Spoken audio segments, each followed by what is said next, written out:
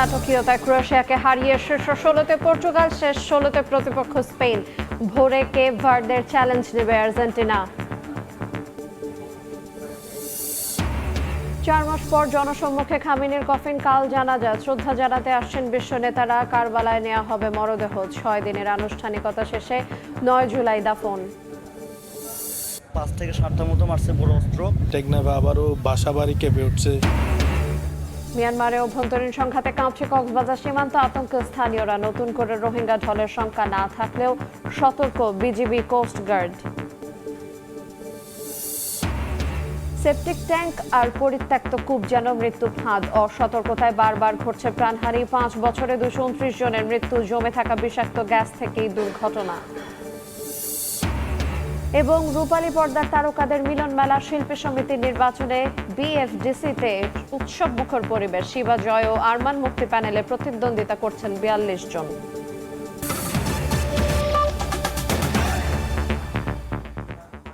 দেখছিলেন শিরোনাম। সময় সংবাদের সঙ্গে আছে এরিনা আয়াত। শুরুতেই ফিফা বিশ্বকাপের খবর।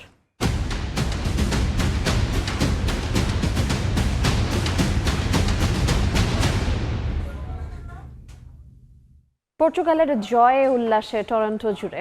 এমন জয়ের পর রোনালদোর হাতে এবারের বিশ্বকাপ দেখার স্বপ্ন আরও বড় হয়েছে পর্তুগিজ ভক্তদের। অন্যদিকে ভালো খেলেও আসর থেকে ছিটকে পড়ে ম্যাচে রেফারির সিদ্ধান্ত নিয়ে ক্ষোভে ফুঁসছেন ক্রোয়েশিয়ান ভক্তরা।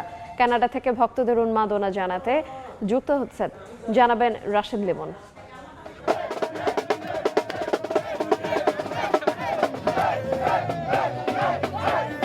গত ২ বিশ্বকাপের সেন্সেশন ক্রোয়েশিয়াকে দুঃখের সাগরে ভাসিয়ে এবার পরের রাউন্ডে অর্থাৎ সুপার 16-এ পা দিল ক্রিস্টিয়ানো রোনালদোর দেশ পর্তুগাল। যদি বলি এই ম্যাচটা দ্বিতীয় রাউন্ডের যে যতগুলো ম্যাচ হয়েছে সবচেয়ে বেশি হেভিওয়েট টপ 10 এর মধ্যে দুটি হেভিওয়েট দলের মধ্যে খেলা ছিল এবং পর্তুগালের প্রতি পাল্লাটা একটু ভারী থাকলেও কোনোভাবেই কিন্তু বলা যাচ্ছিল না যে কে জিতবে। নানা ঘটনার মাধ্যমে কিন্তু এই ম্যাচটি কিন্তু বলা যায় যে এখনকার পর্যন্ত মনে রাখার মতো একটি ম্যাচ এই বিশ্বকাপের, এবং পুরো ৯০ মিনিট জুড়েই টানটান উত্তেজনার একটা ম্যাচ ছিল এবং পরের ১০ মিনিট যদি যোগ করি পুরো ১০০ মিনিট জুড়েই কিন্তু টানটান উত্তেজনা বিরাজ করছে। এবং সবকিছু মিলিয়ে যদি বলি ক্রোয়েশিয়ার দর্শকরা কিন্তু বের হওয়ার পরে স্বাভাবিকভাবে তাদের মন খারাপ থাকলেও তারা কিন্তু বলছে যে আসলে যেভাবে খেলেছে ক্রোয়েশিয়া, এখানে আসলে এর বিকল্প কিছু নাই, এর চেয়ে ভালো আসলে খেলা এসে তারা আসলে ভাগ্য হিসেবেই মেনে নিয়েছে এই ম্যাচটা। Listen, it was an amazing game, but we got robbed of a point.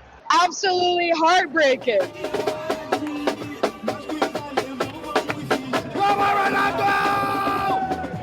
আর যদি বলি উল্লাস, উৎসব সবকিছুই কিন্তু আসলে দেখেছি আমরা এই পর্তুগালের যে দর্শক, সেই দর্শকদের, পর্তুগালের দর্শকরা মনেরা তাদের কাঙ্ক্ষিত যে ক্রিস্টিয়ানো রোনালদোকে তারা দেখতে চান সেভাবে কিন্তু এখনো পাননি। তবে তারা বলছেন এই মহাতারকার যে শেষ বিশ্বকাপ, সেই বিশ্বকাপটি তিনি অবশ্যই স্মরণীয় করে রাখবেন। মানে খুব ফ্যান্টাস্টিক, এটা আমার জীবনের প্রথম এবং শেষ।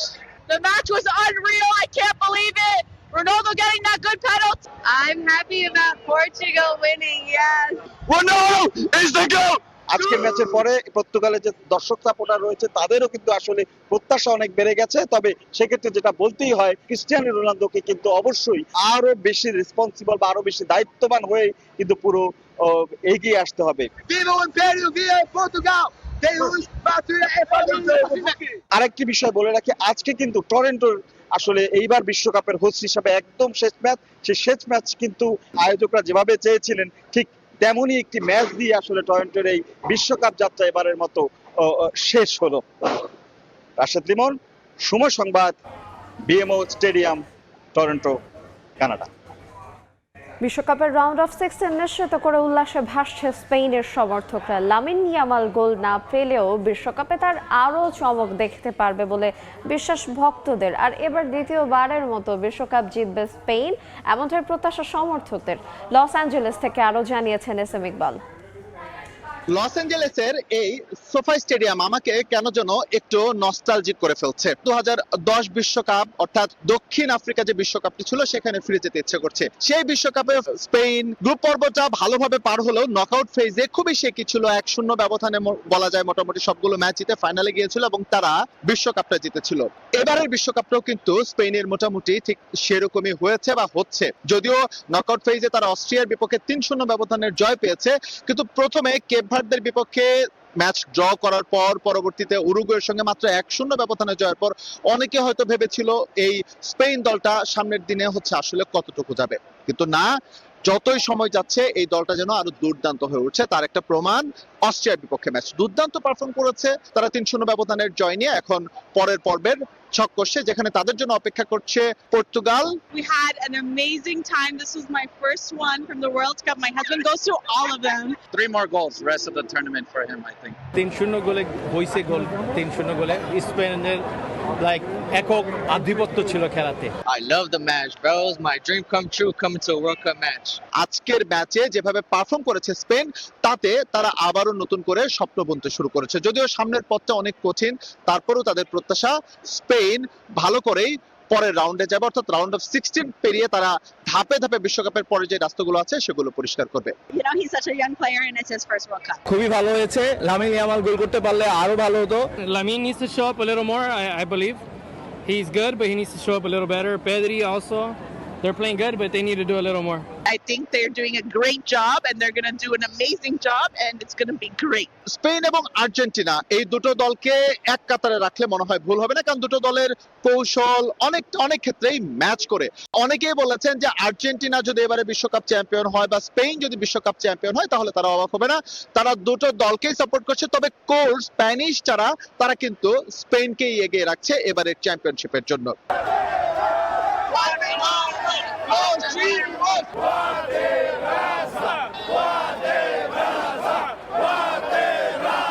বিশ্বকাপের এখনো বেশ খানিকটা পথ, সবে মাত্র শুরু হয়েছে নকআউট পর্বের খেলা। সামনে কঠিন সব সমীকরণের মধ্য দিয়ে যেতে হবে স্প্যানিশদের। ভক্তদের প্রত্যাশা লামিন ইয়ামাল, নিকো উইলিয়ামস বা তাদের যে আরো তারকা ফুটবলাররা রয়েছে তারা আজকে গোল না পেলেও পরের যে ম্যাচগুলো রয়েছে সেই ম্যাচে গোল তুলে নিয়ে স্পেনকে বিশ্বকাপের ফাইনালের পথ সুগম করে তুলবে এবং আবারও 2010-এর পর দ্বিতীয় শিরোপা উপহার দেবে। লস অ্যাঞ্জেলেসের সোফাই স্টেডিয়াম থেকে এসএম ইকবাল, সময় সংবাদ, যুক্তরাষ্ট্র। এদিকে কেপ ভার্দের বিপক্ষে ম্যাচে একাদশে বড় পরিবর্তন আনছেন Argentina coach Lionel Scaloni. Starting 11-এ ফিরছেন লিওনেল মেসি, চোট কাটিয়ে মাঠে ফিরতে প্রস্তুত ক্রিশ্চিয়ান রোমেরো। জর্ডানের বিপক্ষে ম্যাচে বিশ্রামে থাকা ফুটবলারদের নিয়ে একাদশ সাজাবেন স্কালোনি। যুক্তরাষ্ট্রের মায়ামি থেকে সাজিদ মুসাইদের রিপোর্ট। মায়ামিতে এসে পৌঁছেছে আর্জেন্টিনা ফুটবল দল। স্থানীয় সময় বুধবার রাত 9:30টার দিকে ফোর্ট লডারডেলের টিম হোটেলে পা রাখে লিওনেল মেসিরা। এর আগে কানসাসে একটা অনুশীলন সেশন করে লিওনেল মেসি এবং পুরো দল। সেখানে আর্জেন্টাইন কোচ লিওনেল স্কালোনি একটা একাদশ নামিয়ে তিনি অনুশীলন করেন এবং সেই একাদশটাই হয়তোবা কেপ ভার্দের বিপক্ষে মাঠে নামাতে পারেন আর্জেন্টাইন কোচ। যদিও আমরা জানি কেপ ভার্দের বিপক্ষে মাঠে নামার আগে একটা অনুশীলন সেশন পাবে আর্জেন্টিনা এই মায়ামিতে, কারণ অন্য শহরগুলোতে যেখানে খেলেছে আর্জেন্টিনা সেখানকার সঙ্গে মায়ামির আবহাওয়া কিন্তু কিছুটা তারতম্য রয়েছে। মায়ামিতে এখন বেশ গরম এবং সবশেষ আর্জেন্টিনা যেখানে ছিল তাদের বেস ক্যাম্প কানসাসে কিন্তু এখানকার যে আবহাওয়া বা এখানকার যে তাপমাত্রা কিছুটা হলেও কম। মায়ামিতে ধাতস্থ হওয়ারও কিন্তু একটা বিষয় রয়েছে আর্জেন্টিনা ফুটবল দলের। মেসি এবং রদ্রিগো ডি পল আমরা জানি মায়ামিতে দীর্ঘদিন ধরে খেলছেন, তারা এখানকার আবহাওয়ার সঙ্গে অনেকটাই পরিচিত। তবে দলের অন্য সদস্যদের কথা বিবেচনা করেই কিন্তু একদিন আগে আর্জেন্টিনা দল এসেছে মায়ামিতে এবং এখানে তারা অনুশীলন করবে এবং অনুশীলনটা হবে কিন্তু লিওনেল মেসির চিরচেনা স্থানে ইন্টার মায়ামির যে পুরনো মাঠ রয়েছে চেজ স্টেডিয়াম, তার পাশে রয়েছে ইন্টার মায়ামি ট্রেনিং সেন্টার এবং সেখানেই কিন্তু অনুশীলন করার কথা রয়েছে আর্জেন্টিনা দলের। এবার একটু একাদশে বলতে চাই, আর্জেন্টিনা দল সবশেষ যে ম্যাচটি খেলেছিল জর্ডানের বিপক্ষে সেই ম্যাচে 9টা পরিবর্তন নিয়ে দল মাঠে নামান কোচ লিওনেল স্কালোনি। আগের ম্যাচের একাদশে শুধুমাত্র লতারো মার্টিনেজ এবং এমি মার্টিনেজ এই দুইজন প্লেয়ার তাদের জায়গা ধরে রেখেছিলেন, বাকি 9 জনকে পরিবর্তন করে বেঞ্চের শক্তিটা কিন্তু যাচাই করে নিয়েছেন কোচ স্কালোনি। তবে যতটুকু জানতে পেরেছি লিওনেল স্কলনি সাধারণত 2টি ফরমেশনের দল মাঠে নামান। তার পছন্দের সেই 2 ফরমেশন 4-3-3 এবং 4-4-2। আমরা কেপ ভার্দের বিপক্ষে আর্জেন্টিনা দলকে সেই 4-4-2 ফরমেশনে মাঠে দেখতে পারি।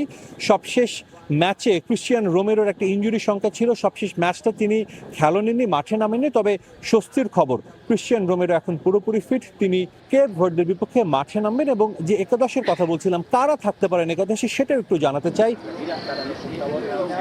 অস্ট্রিয়ার বিপক্ষে যেই দলটা মাঠে নামিয়েছিলেন স্কলনি, সেই 4-4-2 ফরম্যাটে সেই একাদশটাই দেখা যেতে পারে কেপ ভার্দের বিপক্ষে ম্যাচেও। এবং তারা চাইবে না কোনো অঘটনের জন্ম হোক এই ম্যাচে, একটা সহজ জয় তুলে আর্জেন্টিনার প্রত্যাশা তারা পা রাখবে রাউন্ড অফ 16-এ। মায়ামি থেকে সাজিদ মুস্তাহিদ, সময় সংবাদ, যুক্তরাষ্ট্র। যুক্তরাষ্ট্র ও ইসরায়েলের হামলায় নিহত ইরানের সাবেক সর্বোচ্চ নেতা আয়াতুল্লাহ আলী খামেনির মরদেহ 4 মাস পর জনসম্মুখে। তেহরানে শুরু হয়েছে শেষ বিদায়ের আনুষ্ঠানিকতা। রাজধানীর গ্র্যান্ড মোসাল্লায় খামেনি সহ তার পরিবারের 5 সদস্যের কফিন ঘিরে এখন গভীর শোকের ছায়া। আগামী 9 জুলাই মাশহাদে দাফন পর্যন্ত তেহরান, কোম এবং ইরাকের পবিত্র শহরগুলোতে চলবে এই আনুষ্ঠানিকতা। প্রায় 100 দেশের প্রতিনিধি ও অগণিত মানুষের উপস্থিতি ঘিরে কঠোর নিরাপত্তার চাদরে পুরো তেহরান। গত ফেব্রুয়ারিতে যুক্তরাষ্ট্র ইসরায়েলের যৌথ হামলায় সপরিবারে নিহত হন ইরানের সর্বোচ্চ নেতা আয়াতুল্লাহ আলী খামেনি। 4 মাস প্রতীক্ষার পর অবশেষে জনসমক্ষে তার মরদেহ। শুক্রবার তেহরানের ইমাম খোমেনি গ্র্যান্ড মোসাল্লায় নেওয়া হয় জাতীয় পতাকায় মোড়ানো তার কফিন। খামেনির পাশাপাশি একই হামলায় প্রাণ হারানো তার মেয়ে, জামাতা, পুত্রবধূ এবং 14 মাস বয়সী নাতনির কফিনও রাখা হয় সেখানে। প্রিয় নেতা ও তার স্বজনদের প্রতি শেষ শ্রদ্ধা জানাতে সকাল থেকেই মোসাল্লায় ভিড় করছেন লাখো মানুষ। ইরানের 47 বছরের ইতিহাসে খামেনির বিদায়কে অন্যতম বড় ঐতিহাসিক ও রাজনৈতিক মোড় হিসেবে দেখা হচ্ছে। 4 জুলাই তেহরানের মূল জানাজা ও রাষ্ট্রীয় বিদায় শেষে তার কফিন নিয়ে যাওয়া হবে ধর্মীয়ভাবে গুরুত্বপূর্ণ শহর কোমে। এরপর শিয়া মুসলমানদের পবিত্র 2 শহর ইরাকের নাজাফ এবং কারবালায় সম্পন্ন হবে বিশেষ ধর্মীয় আচার। সবশেষে কফিন আবারও ইরানে এনে 9 জুলাই জন্মস্থান মাশহাদের ইমাম রেজা মাজারে চূড়ান্ত দাফন সম্পন্ন হবে খামেনির।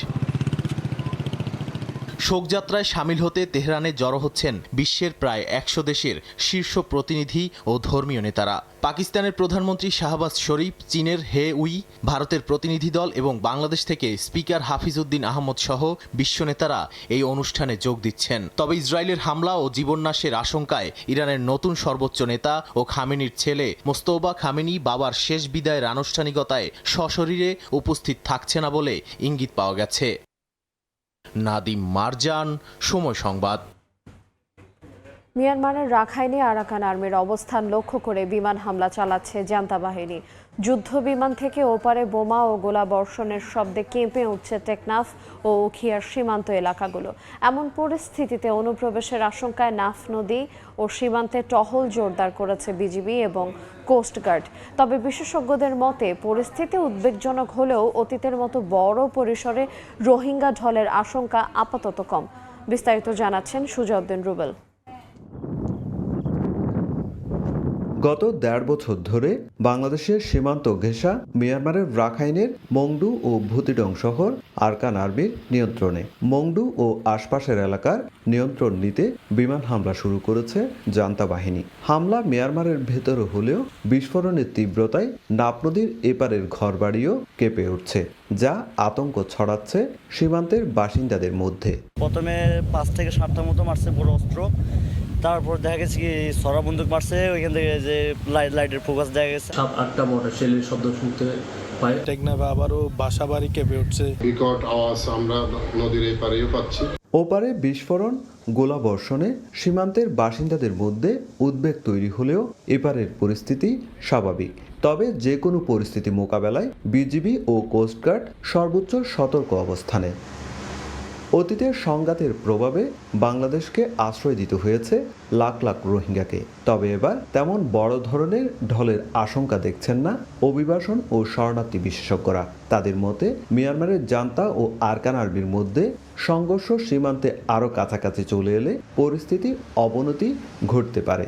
যদি রোহিঙ্গারা এখানে আসার সম্ভাবনা থাকে, সেটার কারণে আগাম তথ্য নিশ্চয়ই সরকারের কাছে থাকতে পারে এবং বিশেষ করে আমাদের যে গোয়েন্দা সংস্থা এবং নিরাপত্তা বাহিনীরা আছে সেটার একটা আগাম প্রস্তুতি, কিন্তু সেখানে খুব বেশি মানুষ আসবে বলে আমাদের মনে হয় না। প্রশাসনের দাবি, রোহিঙ্গা অনুপ্রবেশ ঠেকাতে সীমান্তে বিজিবি ও কোস্টগার্ড নজরদারি বাড়িয়েছে। পাশাপাশি আতঙ্কিত না হতে সীমান্তবাসীকেও আশ্বস্ত করা হয়েছে। সীমান্তরক্ষী বাহিনী, বিজিবি এবং আমাদের যে কোস্টে থাকে কোস্টগার্ড, ওরা সতর্ক অবস্থানে ছিল কোনো রকম যেন রোহিঙ্গা অনুপ্রবেশ না ঘটে। বর্তমান পরিস্থিতি বিবেচনায় বর্ডার গার্ড বাংলাদেশ সীমান্তে সর্বদা সতর্ক অবস্থানে আছে। মিয়ানমারের অভ্যন্তরীণ সংঘাতে শুধু কক্সবাজারের টেকনাফ ও উখিয়া নয়, বান্দরবনের নাইক্ষ্যংছড়ি সীমান্তেও নজরদারি জোরদার করেছে বিজিবি। সুজাউদ্দিন রুবেল, সময় সংবাদ, কক্সবাজার।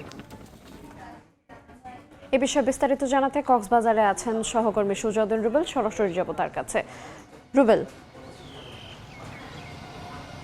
বর্তমানে সীমান্ত পরিস্থিতি স্বাভাবিক রয়েছে। আজ সকাল থেকে কোনো গোলাগুলি কিংবা গোলার কোনো বিকট শব্দ কক্সবাজারের টেকনাফ সীমান্তে এই পারে আসলে কোনো ধরনের শোনা যায়নি, এবং উখিয়া, বান্দরবনের নাইক্ষ্যংছড়ি কোনো জায়গায় আসলে গোলাগুলি কিংবা গোলার কোনো বিকট শব্দ আসেনি। তবে স্থানীয় প্রশাসন যেটি বলছে, যেহেতু মিয়ানমারের অভ্যন্তরে নতুন করে সংঘাত শুরু হয়েছে, বিমান হামলা করছে জান্তা বাহিনী আরকান আর্মি বিদ্রোহী গোষ্ঠীর উপর, সেক্ষেত্রে নতুন করে রোহিঙ্গা প্রবেশ ঘটতে পারে সে আশঙ্কায় কিন্তু এরই মধ্যে নাপ নদী এবং নাপ নদীর আশপাশে যে সীমান্ত এলাকা রয়েছে সেই সীমান্ত এলাকায় কিন্তু আমরা দেখতে পাচ্ছি নৌবাহিনী, যে কোস্টগার্ড রয়েছে, কোস্টগার্ডের টহল জোরদার করা হয়েছে। তার পাশাপাশি যেহেতু বিজিবি দায়িত্ব রয়েছে, বিজিবি নাপ নদীতে যেমন টহল দিচ্ছে, ঠিক তেমনি যে বেড়িবাঁধ রয়েছে সেই বেড়িবাঁধেও টহল জোরদার করেছে। একই সঙ্গে তথ্য প্রযুক্তির যে আধুনিক ড্রোন ব্যবস্থা, সেটি ড্রোন ব্যবস্থা দিয়ে নজরদারি জোরদার করা হয়েছে। শুধু টেকনাফ নয়, উখিয়া এবং যে বান্দরবনের নাইক্ষ্যংছড়ি যে সীমান্ত এলাকা রয়েছে সেই সব সীমান্ত এলাকায়ও কিন্তু আমরা লক্ষ্য করছি বিজিবি যে জোরদার এবং টহল জোরদার করা হয়েছে। পাশাপাশি তাদের যে আধুনিক প্রযুক্তির যে ব্যবহার সেটিও কিন্তু করা হচ্ছে। মূলত 2024 সালে ফেব্রুয়ারি মাসে কিন্তু বাংলাদেশের সীমান্ত ঘেঁষা মিয়ানমারের রাখাইন রাজ্যে অভ্যন্তরে ব্যাপক গোলাগুলি হয়। সেখানে জান্তা বাহিনীকে হটিয়ে মূলত বিদ্রোহী গোষ্ঠী আরকান আর্মি গত 1.5 বছর ধরে সেখানকার অবস্থান পাকাপোক্ত করেছে। সেখানে 14টি শহর কিন্তু আরকান আর্মির দখলে ছিল। সেই দখলে থাকা স্থাপনা আবার পুনরায় দখলে নেওয়ার জন্য দেশটির যে সরকার রয়েছে জান্তা বাহিনী হামলা শুরু করেছে, বিমান হামলা থেকে শুরু করে অন্যান্য হামলা।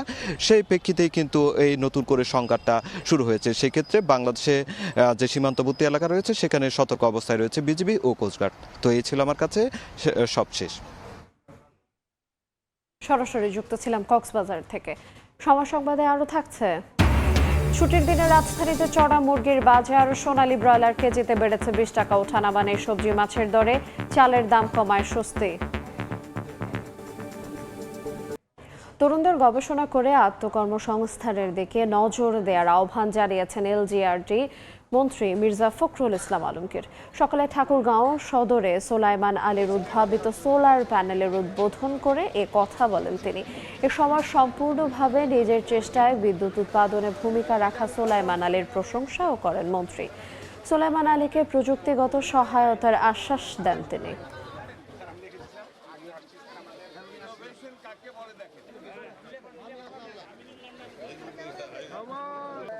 ওই সাইকেল মেকানিকি করতে করতেই তিনি প্রযুক্তিটা উদ্ভাবন করেন। এই প্রযুক্তিটা তিনি ভাবেন যে এই সোলার দিয়ে বিদ্যুৎ উৎপাদন করলে অনেক বেশি সাশ্রয় হবে। শিক্ষিত ছেলেদেরকে বারবার করে বলি যে নিজেরা কিছু করার চেষ্টা করো।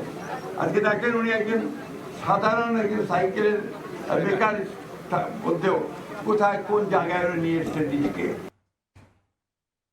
দেশের স্বাধীনতা ও সার্বভৌমত্বের ব্যাপারে কোনো আপোষ নয় বলে মন্তব্য করেছেন বিরোধী দলীয় নেতা ও জামায়াত আমির ডাক্তার শফিকুর রহমান। সাংগঠনিক সফরের অংশ হিসেবে নেত্রকোনা সার্কিট হাউসে সাংবাদিকদের সঙ্গে মতবিনিময় সভায় তিনি এ কথা বলেন। জামায়াত আমির বলেন, দেশের 1 ইঞ্চি জায়গা ছাড় দেওয়া হবে না। স্বাধীনতা ও সার্বভৌমত্ব রক্ষায় সাধারণ মানুষ বিজিবির পাশে থাকবে। এ সময় মাদক নিয়ন্ত্রণ বিল প্রসঙ্গে বলেন, নিয়ন্ত্রণ নয়, মাদককে নির্মূল করতে হবে। তাহলে আমি নিজেকেই বরঞ্চ কৃতজ্ঞ মনে করব। ধন্যবাদ আপনার। জাতীয় স্বার্থ এবং উন্নয়নের ক্ষেত্রে এখানে সরকারি দল বিরোধী দল বড় কথা নয়, আমাদের ঐক্যের জায়গাটা ঠিক থাকতে হবে। নীতি, পলিসি, কৌশল ব্যবধান থাকবে। এই স্বার্থ এবং প্রাপ্যতার দিক থেকে আমরা যদি কোনো বেশকম দেখি, এই ব্যাপারে জনগণের হয়ে কথা বলা, দৃষ্টি আকর্ষণ করা, আপত্তি জানানো, এটা আমাদের শুধু দায়িত্ব নয়, এটি আমাদের অধিকার। উৎসবমুখর পরিবেশের রূপালী পর্দার তারকাদের শিল্পী সমিতি নির্বাচনের ভোট গ্রহণ চলছে। সকাল থেকে প্রার্থী ও ভোটারদের উপস্থিতিতে এফডিসি প্রাঙ্গণে উৎসবমুখর পরিবেশ সৃষ্টি হয়। এবারের নির্বাচনের ভোটার 573 জন। নির্বাচনে দুটি প্যানেল প্রতিদ্বন্দ্বিতা করছেন 42 জন। একটি প্যানেলের সভাপতি ও সাধারণ সম্পাদক পদে রয়েছেন আরমান ও রুমানা ইসলাম মুক্তি। অন্য প্যানেলে একই পদে নির্বাচন করছেন শিবা শানু ও জয় চৌধুরী। নির্বাচনী পরিবেশ সুষ্ঠু রাখতে নিরাপত্তা ব্যবস্থা জোরদার করা হয়েছে। সন্ধ্যা 6টা পর্যন্ত চলবে ভোট গ্রহণ। আজকে যে নির্বাচন হচ্ছে আমাদের কাছে মনে হচ্ছে যে আসলেও আমরা সুন্দরভাবে নির্বাচনটি করতে পারছি। উৎসবমুখর একটা পরিবেশ, সবাই আসছেন এবং সবার সাথে সবার দেখা হচ্ছে। বলতে গেলে একটা ছোটখাটো গেট টুগেদারের মতো হয়ে গেছে। তো এই যে সবার সাথে দেখা হচ্ছে, একটা মিলন মেলাও কিন্তু বললেই চলে। এই মুহূর্তে বিএফটিসিতে আছেন সহকর্মী ফারদিন মাজহার। সরাসরি যাব তার কাছে। ফারদিন,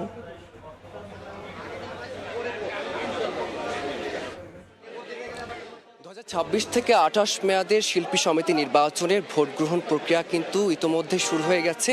সকাল 9:30টার পর থেকে আমরা দেখেছি ভোটারদের এবং প্রার্থীদের উপস্থিতিতে এই এফডিসি প্রাঙ্গণ কিন্তু এক ধরনের উৎসব মুখর পরিবেশ তৈরি হয়।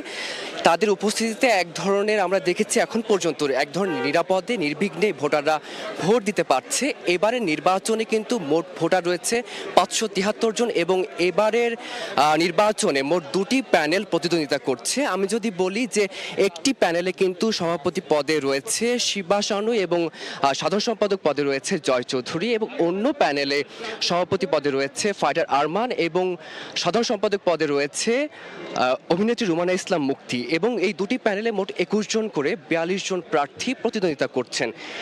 আমরা যতটুকু জানতে পেরেছি নির্বাচন কমিশনারের বরাতে যে এখন পর্যন্ত এফডিসি প্রাঙ্গণে নির্বাচনের পরিবেশ বেশ সুষ্ঠু রয়েছে এবং কোনো ধরনের অনাকাঙ্ক্ষিত পরিস্থিতি এখনো তৈরি হয়নি। যে কোনো ধরনের অপ্রীতিকর পরিস্থিতি এড়াতে এই নিরাপত্তা ব্যবস্থা জোরদার থাকবে বলে তারা আশ্বাস দিয়েছেন এবং এই ভোট গ্রহণ প্রক্রিয়া সন্ধ্যা 6টা পর্যন্ত চলবে এবং তার পরপরই আমরা জানতে পারবো যে এবারে নির্বাচনে যে 26 থেকে 28 মেয়াদে কোন প্যানেল আসলে জয়ী হবে এবং একই সাথে কিছুদিন আগে থেকেই যারা প্রার্থী ছিলেন তারা নির্বাচনী প্রচারণা চালিয়েছে। তারা ভোটারদেরকে আশ্বস্ত করেছেন যে তারা নির্বাচনে জয়ী হলে এফডিসি অবস্থা আরও উন্নত করার চেষ্টা করবে। যারা দুস্থ শিল্পী রয়েছে তাদেরকে যাতে বিগত সময়ের মতো একইভাবে অবহেলায় দিন কাটাতে না হয় সেই প্রতিশ্রুতিগুলো তারা বাস্তবায়ন করার চেষ্টা করবে এবং একই সাথে আমরা জানতে পারছি যে এই ভোট গ্রহণ প্রক্রিয়া চলবে সন্ধ্যা 6টা পর্যন্ত এবং তারপর আমি জানতে পারবো আসলে কারা নির্বাচনে জয়ী হচ্ছে। এই ছিল আমার কাছে এফডিসি প্রাঙ্গণ থেকে নির্বাচনী প্রচারণা সর্বশেষ খবর। আমরা সরাসরি যুক্ত ছিলাম বিএফটিসি থেকে। সময় সংবাদে আরও থাকছে।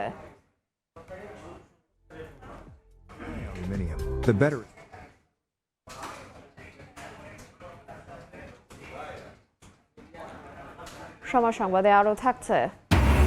ভেনেজুয়েলায় ভূমিকম্পের সপ্তাহ পেরিয়েও ধ্বংসস্তূপের নিচে প্রাণীর খোঁজ, প্রাণহানির সরকারি তালিকা নিয়ে প্রশ্ন। প্রকৃত চিত্র আসতে সময় লাগতে পারে আরও। এবার বাণিজ্য সংবাদ।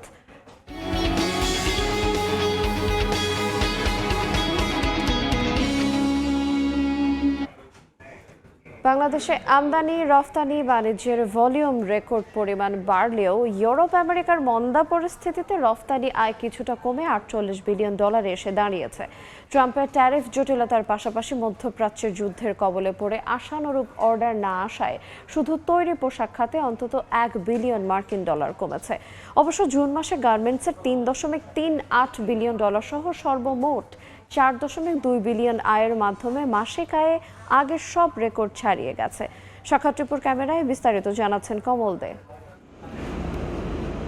লক্ষ্যমাত্রার চেয়ে অন্তত $7 বিলিয়ন পিছিয়ে থেকে 2025-26 অর্থ বছর শেষ করা বাংলাদেশের রপ্তানি আয় হয়েছে $48 বিলিয়ন।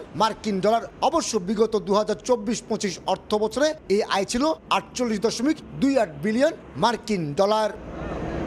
ফেব্রুয়ারি মাসে মধ্যপ্রাচ্যে ইরানের সঙ্গে ইসরায়েল ও মার্কিন যুক্তরাষ্ট্রের চলমান যুদ্ধের কারণে বিশ্বজুড়ে যে মন্দা পরিস্থিতি সৃষ্টি হয়েছে, বাংলাদেশও কোনোভাবে তার থেকে বাদ যাচ্ছে না। বিশ্ব পরিস্থিতির কারণে অর্থনৈতিকভাবে যে একটা মন্দাভাব চলছে, সেই মন্দাভাবের প্রভাবে আমাদের রপ্তানি কমেছে এবং আমাদের গার্মেন্টসের রপ্তানি কমেছে। সার্বিকভাবে রপ্তানি যেটা ছিল বাংলাদেশে সেটা কমে গেছে। রপ্তানি উন্নয়ন ব্যুরোর তথ্য অনুযায়ী চামড়া ও চামড়াজাত পণ্য থেকে 7% প্রবৃদ্ধিতে $1.23 বিলিয়ন, পাট ও পাটজাত পণ্য থেকে 7.75 প্রবৃদ্ধিতে $883 মিলিয়ন আয় করেছে। একই সঙ্গে রপ্তানি আয় বেড়েছে হোম টেক্সটাইল, ইঞ্জিনিয়ারিং প্রোডাক্ট ও কৃষিজাত পণ্যে। প্রত্যেকটা স্টেক হোল্ডারের সাথে আমরা বসছি, মিটিং করতেছি, কিভাবে করে আমরা গ্রোথটা ধরে রাখবো এটা নিয়ে কাজ করতেছি। 24.67 প্রবৃদ্ধি নিয়ে $3.96 বিলিয়ন রপ্তানি আয়ের মাধ্যমে 2025-26 অর্থ বছর শুরু করেছিল বাংলাদেশের তৈরি পোশাক খাত। কিন্তু আগস্ট মাসে এসে মার্কিন যুক্তরাষ্ট্রের ট্রাম্প প্রশাসন ট্যারিফ বাড়িয়ে দিলে বিপর্যয়ের কবলে পড়ে গার্মেন্টস শিল্প। শুধুমাত্র ইউরোপ না, আমেরিকা না, সমস্ত পৃথিবীর সমস্ত জায়গায় কিন্তু আপনার ক্রাইসিস চলছে। এদিকে রপ্তানি আয় কিছুটা কমলো, আমদানি রপ্তানি বাণিজ্যের ভলিউম বাড়িয়েছে বাংলাদেশ। বিদেয়ী 2025-26 অর্থ বছরে 7.13% প্রবৃদ্ধিতে 35,31,000 কন্টেনার, 5.62% প্রবৃদ্ধিতে 13 কোটি মেট্রিক টন কার্গো পণ্য এবং 6.35% প্রবৃদ্ধিতে 4,336টি জাহাজ হ্যান্ডেলিং করেছে বলে দাবি চট্টগ্রাম বন্দর কর্তৃপক্ষের। ভ্যাট ট্যাক্স এবং পোর্টের যে চার্জটা বৃদ্ধি হয়েছে, সব কিছু যদি আমরা একসাথে কস্টিংয়ের মধ্যে আনি, কিন্তু আমরা কিন্তু আমাদের কম্পিটিটর কান্ট্রির সাথে কিন্তু আমরা কোনোভাবে তাল মিলিয়ে অর্ডারগুলো নিতে পারছি না। নানা জটিলতা ও সমীকরণ সত্ত্বেও বিদায়ী অর্থ বছরে 4.09% প্রবৃদ্ধিতে $9 বিলিয়ন পণ্য রপ্তানি হয়েছে মার্কিন যুক্তরাষ্ট্রের বাজারে, যা একক দেশ হিসেবে সর্বোচ্চ রপ্তানি আয়। কমল দে, সময় সংবাদ, চট্টগ্রাম। ছুটির দিনে রাজধানীর বাজারে বেড়েছে মুরগির দাম। সপ্তাহ ব্যবধানে কেজিতে 20 টাকা বেড়েছে ব্রয়লারের দাম। বিক্রি হচ্ছে 180 থেকে 190 টাকায়। সোনালী মুরগির দামও 20 টাকা বেড়ে বিক্রি হচ্ছে 340 টাকা দরে। তবে ভোক্তাদের খানিকটা স্বস্তি দিচ্ছে সবজির দাম। বেশিরভাগ সবজি বিক্রি হচ্ছে 40 থেকে 50 টাকা দরে। এদিকে উচ্চ মূল্যে স্থিতিশীল রয়েছে চাল, ডাল, চিনি, মশলার দর। তবে কেজিতে 2 টাকা কমেছে সব ধরনের চালের দাম। গাজীপুরে বন্ধুর বাড়িতে বেড়াতে যাওয়ার পথে ট্রাক চাপায় প্রাণ গেল মোটরসাইকেল আরোহী 2 বন্ধুর। পুলিশ জানায়, বৃহস্পতিবার রাতে ময়মনসিংহের উদ্দেশ্যে রওনা হন শরীয়তপুরের সোলেমান শিকদার ও কেরানীগঞ্জের কাউসার হোসেন। গাজীপুরের শ্রীপুরের জৈনাবাজার এলাকায় পৌঁছালে তাদের মোটরসাইকেলে চাপা দেয় বিপরীত দিক থেকে আসা একটি ট্রাক। এতে সড়কে ছিটকে পড়ে মারা যান 2 জন। ঘাতক ট্রাকটি জব্দ করেছে পুলিশ। বাড়ির সেপটিক ট্যাঙ্ক ও পরিত্যক্ত কূপ যেন মৃত্যু ফাঁদ। জমে থাকা বিষাক্ত গ্যাসে প্রায় ঘটছে দুর্ঘটনা। কখনো পরিষ্কার করতে গিয়ে কখনো বা অসতর্কতায় প্রাণ হারাচ্ছে শিশু, শ্রমিক ও পরিবারের স্বজনরা। ফায়ার সার্ভিসের তথ্য বলছে 5 বছরের দুর্ঘটনায় নিহতের সংখ্যা 229 জন। বিশেষজ্ঞরা বলছেন, গ্যাস পরীক্ষা ও নিরাপত্তা ব্যবস্থা নিশ্চিত না করে কখনোই বদ্ধ স্থানে নামা উচিত নয়। রিমু সিদ্দিকের রিপোর্ট।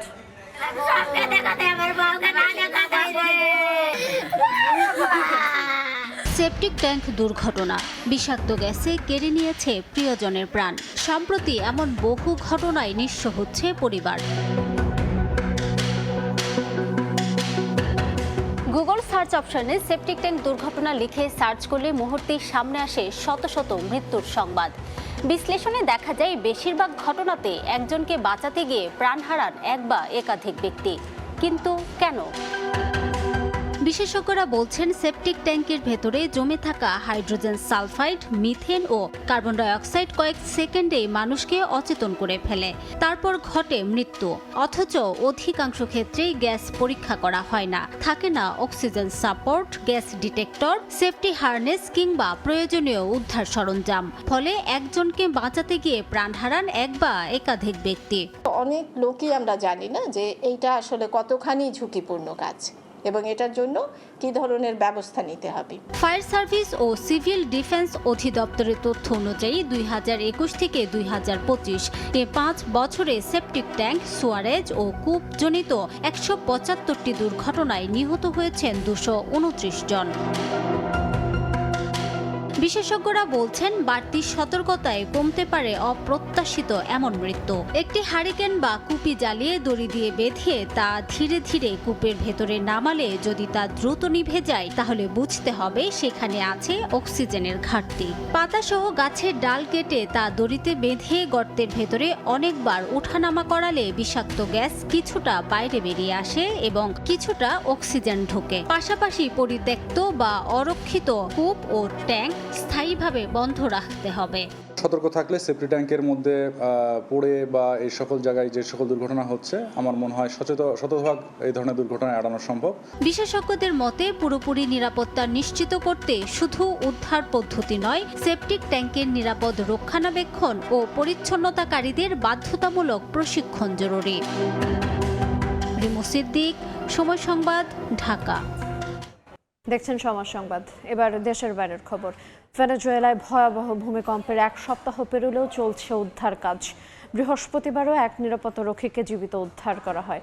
সরকারি হিসেবে এই দুর্যোগে প্রাণ হারিয়েছেন 2295 জন, আহত হয়েছেন 11,000-এরও বেশি মানুষ। তবে সরকারের বিরুদ্ধে হতাহতের প্রকৃত তথ্য গোপনের অভিযোগ তুলেছেন বিরোধী নেত্রী মারিয়া কারিনা মাচাদো। ভূমিকম্পে ধ্বংসস্তূপে আটকা পড়েছিলেন 8 দিন। এরপর অলৌকিকভাবে বেঁচে ফিরলেন হার্নান আলবার্তো গিল। ভেনেজুয়েলার লা গুয়াইরার একটি শপিং মলে নিরাপত্তারক্ষী হিসেবে কাজ করতেন তিনি। ভূমিকম্পে শপিং মলটি ধসে পড়লে ধ্বংসস্তূপের নিচে আটকা পড়েন আলবার্তো। 8 দিন পর সুড়ঙ্গ খুঁড়ে তার কাছে পৌঁছায় এল সালভাদর ও চিলির উদ্ধারকারী দল। পরে তাকে নিরাপদে উদ্ধার করে হাসপাতালে ভর্তি করা হয়। গেল 24 জুন ভেনেজুয়েলায় কয়েক সেকেন্ডের ব্যবধানে আঘাত হানে 7.2 ও 7.5 মাত্রার দুটি শক্তিশালী ভূমিকম্প। এতে লা গুয়াইরা উপকূলীয় অঞ্চল কার্যত ধ্বংসস্তূপে পরিণত হয়। প্রাণ হারান বহু মানুষ। ধ্বংসস্তূপ সরিয়ে এখনও নিখোঁজদের খোঁজে উদ্ধার অভিযান চালিয়ে যাচ্ছেন উদ্ধারকর্মীরা। দুর্গত মানুষের সহায়তায় এগিয়ে এসেছেন সাধারণ মানুষও। দেশের পশ্চিমাঞ্চলের তাচিরা রাজ্য থেকে 800 কিলোমিটার পথ পাড়ি দিয়ে রাজধানী কারাকাসের একটি আশ্রয়কেন্দ্রে হাজারো বাস্তুচ্যুত মানুষের জন্য গরম খাবার রান্না করছে একটি স্বেচ্ছাসেবী পরিবার। তাদের মতে শুধু অর্থ দিয়ে নয়, দুর্যোগের সময় মানুষের পাশে সরাসরি দাঁড়ানোই সবচেয়ে বেশি জরুরি।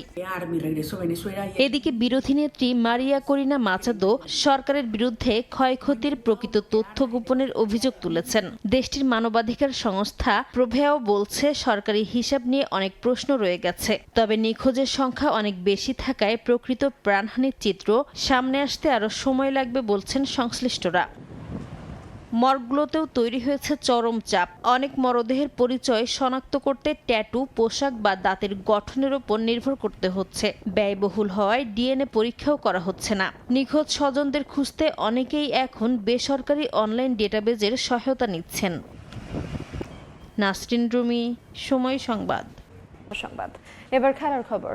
কেপ ভার্দের বিপক্ষে ম্যাচে অনন্য কীর্তি গড়তে যাচ্ছেন আর্জেন্টাইন বস লিওনেল স্কালোনি। এই ম্যাচে দায়িত্ব পালন করলেই আর্জেন্টিনার কোচ হিসেবে 100তম ম্যাচ পূর্ণ করবেন মেসিদের প্রিয় এই কোচ। আর তার অধীনেই আরও একটা জয়ের স্বপ্নে বুধ আলবিসেলেস্তে ভক্তরা। যুক্তরাষ্ট্রের মায়ামি থেকে বিস্তারিত সাজিদ মুস্তাহিদের রিপোর্টে। 2018 সালে যখন লিওনেল স্কালোনিকে আর্জেন্টিনা জাতীয় ফুটবল দলের দায়িত্ব দেওয়া হয়েছিল, সে সময় পুরো আর্জেন্টিনা জুড়ে হয়েছিল ব্যাপক সমালোচনা। আর্জেন্টিনার ফুটবল ঈশ্বর দিয়েগো ম্যারাডোনা পর্যন্ত সমালোচনা করেছিলেন লিওনেল স্কালোনি এবং আর্জেন্টিনা ফুটবল অ্যাসোসিয়েশনের। কিন্তু এএফএ আস্থা রাখে স্কালোনির ওপর। দায়িত্ব পাওয়ার 1 বছর পর স্কালোনি দলকে নিয়ে যান কোপা আমেরিকায়। সেবার শিরোপা জিততে না পারলেও তৃতীয় হয়ে টুর্নামেন্ট শেষ করে লিওনেল মেসিরা। এর 2 বছর পর অবশেষে অবসান হয় আর্জেন্টিনার দীর্ঘ 28 বছরের অপেক্ষার। প্রথমবারের মতো জাতীয় দলের জার্সিতে কোনো শিরোপা স্পর্শ করেন লিওনেল মেসি এবং আর্জেন্টিনা জিতে কোপা আমেরিকা শিরোপা। আর এর পরের অংশটুকু তো ইতিহাস হয়ে আছে। 2022-এ ফিনালিসিমে, এরপর কাতারে প্রথমবারের মতো বিশ্বকাপ জেতেন লিওনেল মেসি। এরপরও 2024-এ কোপা আমেরিকা জিতেছে আর্জেন্টিনা। এত সাফল্যের পর এখন শুধু আর্জেন্টিনায় না, পুরো বিশ্বের অন্যতম সেরা কোচদের একজন ধরা হয় এই লিওনেল স্ক্যালোনিকে। সেই লিওনেল স্ক্যালোনি কেপ ভার্দের বিপক্ষে ম্যাচ দিয়ে আর্জেন্টিনার হয়ে 100তম ম্যাচে ডাগ আউটে দাঁড়াবেন। অনেক বড় একটা মাইলফলক, তবে তারপরও অনুশীলনে লিওনেল স্ক্যালোনিকে দেখা যায় তার স্বভাবসুলভ ধীরস্থির ও শান্ত মেজাজে। বিগ ম্যাচের আগেও একেবারেই আবেগে গা ভাসাচ্ছেন না এই coach. Scaloni is the best. In the beginning, I don't think he want to be so successful like he been, but not from 1 to 10. He just brings results. He brings wins. He's brought this team to a brand new place. He's probably the best coach in the world right now. I think Scaloni is the best national team of Argentina. Lionel স্ক্যালোনির আর্জেন্টিনার coach হিসেবে এত সফলতার পেছনে রহস্যটা কি? অনেকে অনেক কারণই বলে থাকেন। তার কৌশলের কথা, ম্যাচের পরিস্থিতি বুঝে যে কোনো মুহূর্তে তিনি দলের কৌশল পাল্টে ফেলেন। তবে তার চেয়েও বড় একটা গুণ রয়েছে তার, তিনি খেলোয়াড় চিনতে পারেন এবং একই সঙ্গে ড্রেসিং রুমের পরিবেশ। লিওনেল স্ক্যালোনি আসার পর আর্জেন্টিনা দল নিয়ে কোনো বিতর্ক শোনা যায়নি এবং এমন কিছু খেলোয়াড়কে তিনি দলে এনেছেন যারা আসলে আগে আর্জেন্টিনা দলে কখনোই সুযোগ পাননি। তাদেরই একজন এমিলিয়ানো মার্টিনেজ, যাকে আর্জেন্টিনার ইতিহাসের সেরা গোলকিপার মনে করেন অনেকেই। একই সঙ্গে বলতে হয় রদ্রিগো ডি পলের কথা, যে রদ্রিগো ডি পল আগে খুব একটা সুযোগ পেতেন না। স্ক্যালোনির দায়িত্ব নেওয়ার পর স্ক্যালোনির অধীনে যারা সবচেয়ে বেশি ম্যাচ খেলেছেন তাদের একজন এই রদ্রিগো ডি পল। এবারে বিশ্বকাপেও আর্জেন্টিনা এসেছে ট্রফি জয়ের স্বপ্ন নিয়ে এবং পুরো দলকে এক সুতোয় বেঁধে রেখেছেন এই লিওনেল স্ক্যালোনি। এবং এভাবেই যদি খেলতে থাকে আর্জেন্টিনা, তবে যে চতুর্থ বিশ্বকাপ যার স্বপ্ন তা হয়তো বাস্তবে ধরা দিবে। মায়ামি থেকে সাজিদ মুস্তাহিদ, সময় সংবাদ, যুক্তরাষ্ট্র। এ পর্যায়ে শীর্ষ সংবাদগুলো জানিয়ে দেবো আর একবার।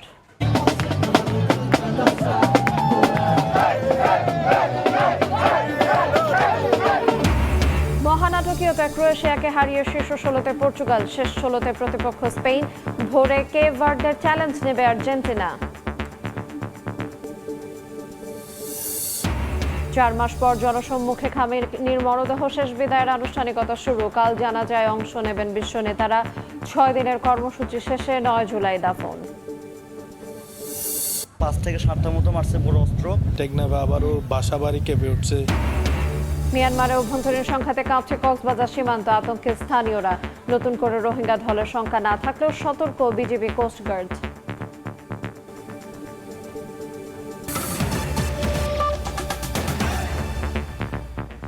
এই ছিল দুপুর 12টার সময় সংবাদে। দর্শক, বিশ্বকাপ ফুটবলের মহাযজ্ঞ সরাসরি সম্প্রচার করছে সময় টেলিভিশন। দেখতে চোখ রাখুন সময়ের পর্দায়। এরপর খেলার সময় নিয়ে সঙ্গে থাকবেন সহকর্মী তারেক হাসান শিমুল। ধন্যবাদ আপনাকে। খেলার সময় নিয়ে আসছি কিছুক্ষণ পর, সঙ্গে থাকুন সময়ের।